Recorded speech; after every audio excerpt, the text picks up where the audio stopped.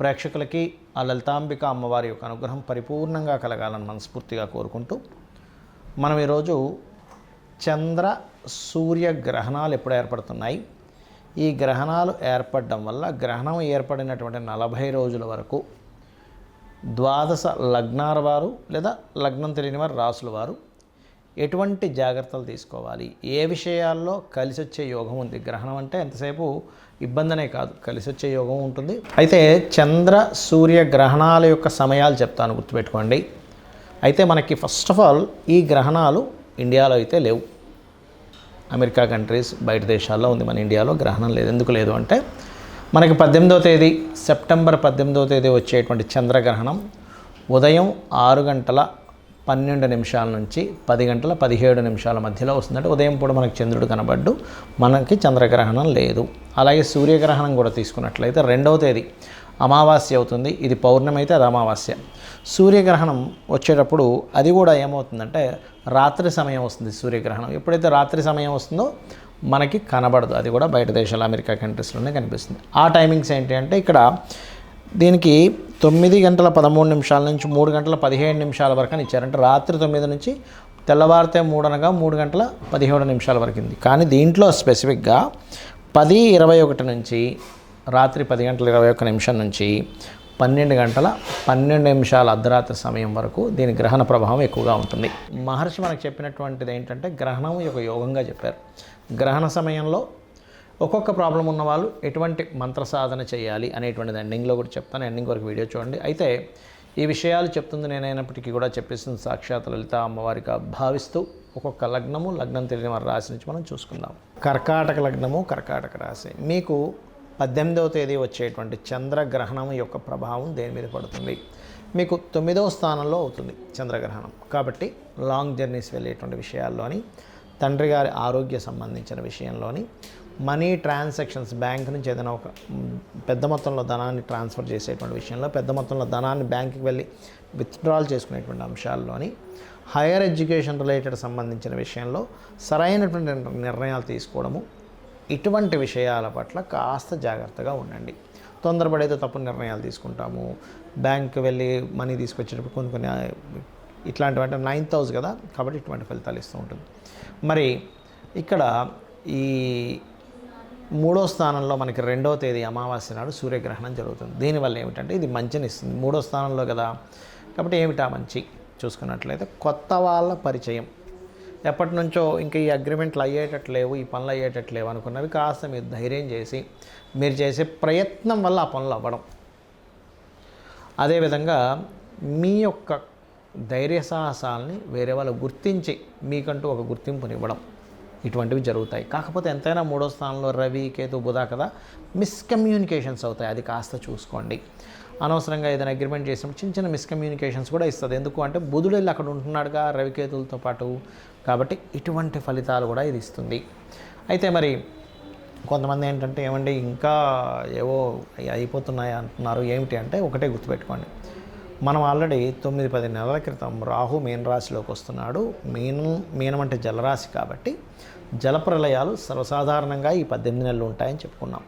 అయితే ఇక్కడ కేవలం ఇండియాలో మాత్రమే కాదు బయట దేశాల్లో కూడా ఉంటాయి, గుర్తుపెట్టుకోండి. దీంతోపాటు అడిషనల్గా ఈ గ్రహణం నుంచి జరిగేటువంటి ఫలితాలు ఏమిటి అంటే రవిచంద్రులు ఇద్దరు కూడా గ్రహణ సమయంలో మీన కన్యారాశిలో జరిగారు. కాబట్టి ఆ యొక్క కన్యారాశి తులారాశిలో ఈ యొక్క రవి యొక్క సంచారం జరుగుతూ కుజుడి యొక్క దృష్టి పడుతుంది కాబట్టి నీచపడుతూ అది కాస్త రాజకీయ నాయకుల మీద, అదేవిధంగా కొంతవరకు గమనించుకున్నట్లయితే ఈ రాజ్యాల మీద, ఈ గవర్నమెంట్ రిలేటెడ్ సంబంధించిన వాటి మీద వ్యతిరేకత ఇస్తుంది ప్రపంచవ్యాప్తంగా, గుర్తుపెట్టుకోండి. అది ఎప్పటి వరకు ఒక 6-7 మంత్స్ వరకు ఉంటుంది దాని ప్రభావం. ఫస్ట్ 2-3 మంత్స్ ఎక్కువ ఉన్నా దాని తర్వాత కూడా దాని ప్రభావం ఉంటుంది. అయితే ఈ కర్కాటక లగ్నం వాళ్ళు మాత్రం ముఖ్యంగా దీని నుంచి బయటపడాలి అని అనుకుంటే కనుక, ఇందులో ఎవరైనా రాజకీయ నాయకులు ఎవరైనా ఉంటే కనుక కర్కాటక లగ్నంలో మీరు ప్రత్యేకంగా చేయవలసినటువంటి దేవతారాధన ఏమిటి అంటే స్కందుని యొక్క ఆరాధన చేయండి. ఓం స్కందాయ నమః గ్రహణ సమయంలో చేసుకోండి, చాలా మంచిది. అదేవిధంగా వీలైతే ఎప్పుడైనా సరే కర్కాటకం రాశి వాళ్ళకి కానీ, లేనట్లయితే ధనుర్లగ్నం ధనుసు రాశి వారికి కానీ మీరు జపమాల ఈ రాశి వారికనే కదా కామన్గా కూడా పగడాల జపమాల చాలా ఎక్కువ ఫలితం ఇస్తుందట. అందులో ముఖ్యంగా కర్కాటకము ధనుసు వారికి మరింత ఎక్కువ ఫలితం ఇస్తుంది. ఇవి చేయండి, ఖచ్చితంగా మీకు బాగుంటుంది. ఇక్కడ చాలామందికి చాలా ప్రశ్నలు ఉన్నాయి. మరి ఇక్కడ ఇండియాలో లేదు కదా, ఇండియాలో ఉండేవాళ్ళు జాగ్రత్తలు పాటించాలా? ఒకటి గుర్తుపెట్టుకోండి, గ్రహణం అనేటువంటిది మహర్షి మనకి ఒక యోగంగా చెప్పాడు. సో ఎప్పుడైతే యోగంగా చెప్పాడో గ్రహణం అనేటువంటిది మహర్షి, దీన్ని మనం అర్థం చేసుకోవాల్సింది ఏంటంటే, గ్రహణ సమయంలో మనం మంత్ర సాధన చేసినట్లయితే ఒక 3 సంవత్సరాల పాటు చేసినటువంటి జప ఫలితం వస్తుంది మనకి. ఎందుకు? ఒకసారి చేస్తే 1000 సార్లు చేసిన ఫలితం, లేదా పునశ్చరణ చేసినటువంటి ఫలితం. కాబట్టి మొట్టమొదటిగా జపం చేయడానికి ట్రై చేయండి. ఆ సమయంలో మనకి ఇండియాలో లేకపోయినా ఖగోళంలో మనకు ఆ కాంబినేషన్ వచ్చింది కాబట్టి జప ఫలితం ఖచ్చితంగా వస్తుంది. ఒకటి. రెండవది ఏమిటి అంటే, గ్రహణం ఎవరికైతే ప్రభావం ఎక్కువగా ఉందో లేదా ప్రభావం లేని వాళ్ళు కూడా దానం ఇవ్వచ్చు, తప్పేం లేదు. ఏ దానం ఇవ్వాలి అంటే, గోధుమలు 1 కేజీంబావు గోధుమలు, బియ్యము అన్నీ కూడా కేజీంబావు, మినుములు, ఉలవలు ఖచ్చితంగా దానంగా ఇవ్వండి. అది సూర్యగ్రహణానికైనా చంద్రగ్రహణానికైనా. దాంతోపాటు రవి చంద్ర ప్రతిమలు ఇవ్వండి. నాగపడిగ ఉన్నటువంటిది ఉంటుంది, అమ్ముతారు మనకి పూజా సామాగ్రి స్టోర్స్లో. ఆ నాగపడిగా ఒక ఇత్తడికి సంబంధించినటువంటిది ఒక చిన్న గిన్నె లాంటిది తీసుకొని దాంట్లో నెయ్యి పెట్టి, ఇంకా మీకు వీలైతే కొన్ని పప్పులు కూడా ఇవ్వచ్చు, తప్పేం కాదు. వీటిని ప్రధానంగా మీరు గ్రహణం రోజు కానీ తర్వాత రోజు కానీ మీరు మీకు దగ్గరలో ఉండే ఆలయంలో ఉండే పురోహితులకి మంత్రసహితంగా ఇవ్వాలి. అంటే గ్రహణ దోష నివారణార్థం అని చెప్పి వాళ్ళు తీసుకుంటారు, ఏదో అక్కడ పెట్టేసి వెళ్ళండి అంటే అలాంటివి పనిచేయవు, గుర్తుపెట్టుకోండి. అదేవిధంగా కొన్ని ప్రదేశాల్లో టెంపుల్స్ ఉండవు, మరి అప్పుడు ఏం చేయాలి? రవి చంద్ర రాహుకేతువుకు సంబంధించిన స్తోత్ర పఠనం చేసుకోవచ్చు. లేదా ఓం సూర్యాయ నమః, ఓం చంద్రాయ నమః, ఓం రాహవే నమః, ఓం కేతవే నమః అని కూడా చేసుకోవచ్చు, అందులో ఎటువంటి సందేహం లేదు. అయితే ఇక్కడ కొంతమందికి స్పెసిఫిక్గా కొన్ని ప్రాబ్లమ్స్ ఉంటాయి. అంటే అలాగా అప్పులు ఎక్కువగా ఉన్నాయి, కానీ నా రాశి లగ్నం ఏమీ తెలియదండి, ఆ సమయంలో నేనేం చేయాలి?